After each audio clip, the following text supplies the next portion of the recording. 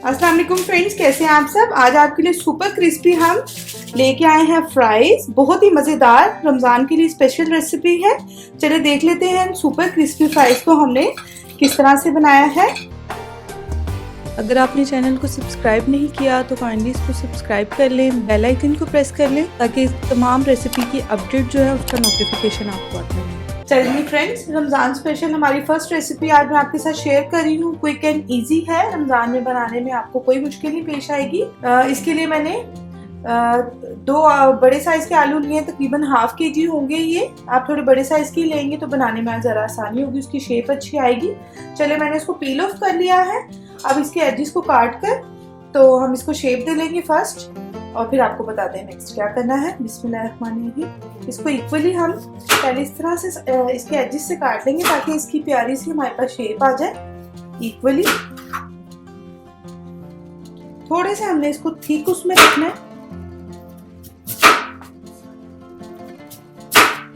ये देखिए इतनी थिकनेस मैंने रखी है, ठीक है। इसको फिर अगेन हमने इस तरह से शेप, ठीक है। इस फ्रेंच फ्राइज से थोड़े से कह लें डबल साइज में हम यूज करेंगे।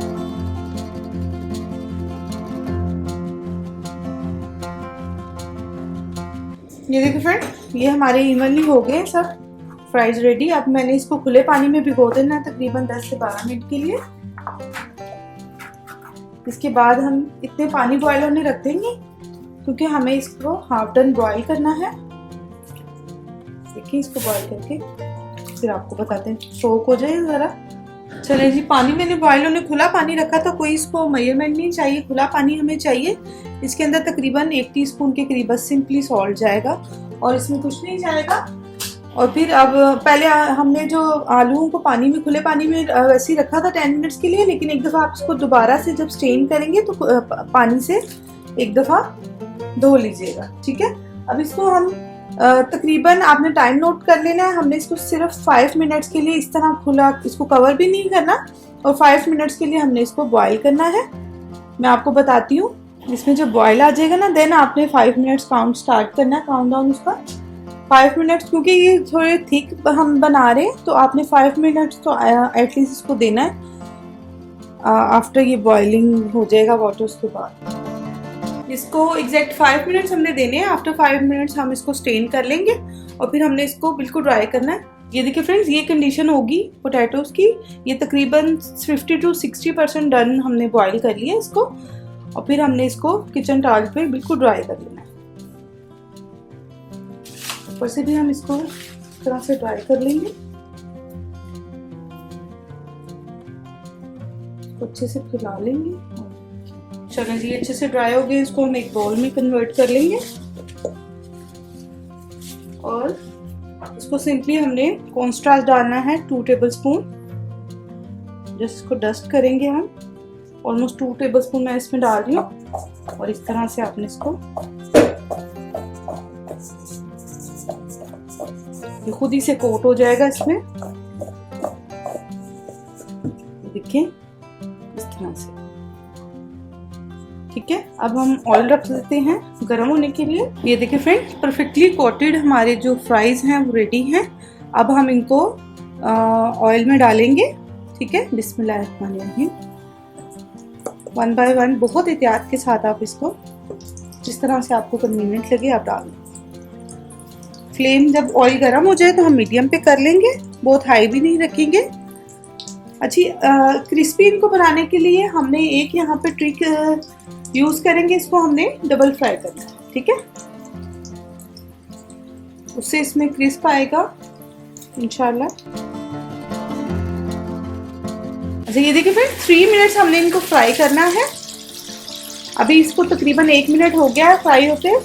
3 मिनट्स करके तो हमने इसको रिमूव कर लेना ऑयल में से। ये देखिए इसको जो हमने कोटिंग की है, लाइट सी कोटिंग, इसी का क्रिस्प भी आएगा इसमें। ये देखिए फिर अभी इसको 3 मिनट्स हो चुके हैं। मैं इसको निकाल लूंगी। किचन टॉवल में फैला के हमने इनको रखना है। ये देखिए फ्रेंड्स, ये एक दफ़ा फ्राई करके हमने निकाले हुए थे। तकरीबन 5 से 10 मिनट आपने इसको ऐसे ही रखना है, या अफ्तार के टाइम आप इसको हाफ डन करके रख लें अफ्तार के टाइम। आप इसको दोबारा से फ्राई कर लें, गरम गरम भी रहेंगे एक तो, और आप इस तरह से इसको स्टोर भी कर सकते हैं। ठीक है, जब कोटिंग हमने की थी उस टाइम पे आप इसको फ्राई करने से पहले आप इसको स्टोर भी कर सकते हैं, पूरा रमज़ान कर सकते हैं, मोर देन 20 to 25 डेज आप कर सकते हैं। बच्चों के लंच बॉक्स वगैरह के लिए, मदर्स जो है स्कूल जिनके बच्चे जाते हैं उनके लिए तो बहुत ही कन्वीनियंट होता है। वेजिस की शेप में आपको ये मिल जाते हैं होममेड। चलें इसको हम रीफ्राई कर लेते हैं एक दफ़ा। इससे इसका दोबारा से रीफ्राई करेंगे ना तो इसका क्रिस्प आएगा। अभी इसमें आपको नज़र आ रहा होगा इतना क्रिस्प नहीं आया, ना इसमें कलर आया है, इतना हमने इसको फ्राई नहीं किया।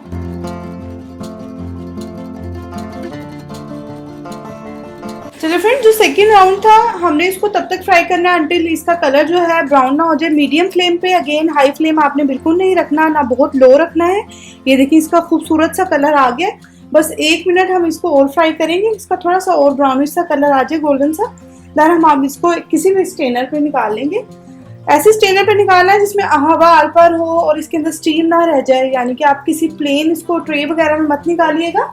इस तरह से कोई भी स्ट्रेनर हो तो अगर आप चाहते हैं कि सुपर क्रिस्पी बने तो ये 2-4 ट्रिक्स हैं जो आप अगर आप करेंगे तो इंशाल्लाह आपके भी फ्राइज जो हैं वो सुपर क्रिस्पी बनेंगे, जिस तरह के आपको चाहिए, क्रंच उसमें आएगा।